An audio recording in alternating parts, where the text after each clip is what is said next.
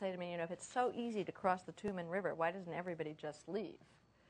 And the answer is they don't leave because this is their home, and they love their home. The North Koreans have a very difficult time when they get out.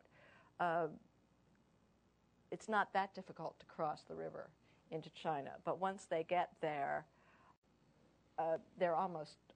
most of them are arrested. The Chinese really have a dragnet out these days for North Koreans, and there are many, many fewer defectors coming out just over the last few years.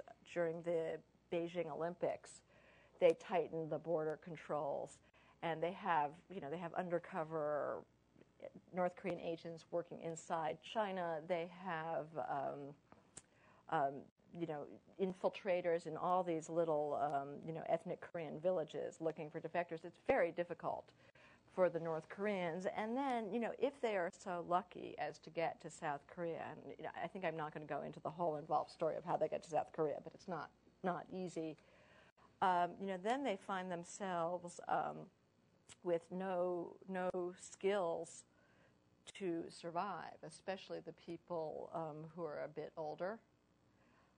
Well, actually, the ones who really have, the older people do great. Actually, the people who come out in their 50s and 60s do pretty well because, first of all, they're much more the same as the South Koreans, and they're actually stronger physically because they came of age in a period when there was food. The young people have a very hard time.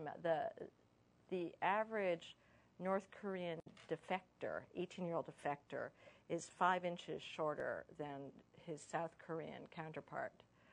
This is, I've looked at this figure many times, and people say this can't possibly be true. These are defectors who are, by definition, smaller and hungrier. But it's very difficult for them to function in South Korea. It's, one of my chapters is strangers in the homeland. Their language is different, their skills are different, and in addition, their families, at least in the past, were penalized when they came out. Through the 90s, maybe 2002, if you defected and you were known to be in South Korea, your family could be, carted away to the prison camp. And this happened to one of the main people in my book, her. She had 2 sisters who were very loyal, did not leave with other family members, and have disappeared. So, I think there are a lot of North Koreans who do know that the outside is better. They do know that there are frogs in a well, but they choose not to leave. And in fact, in China, I have often met North Koreans. They're either legally on business or else, having crossed the river illegally, trying to get work as day laborers.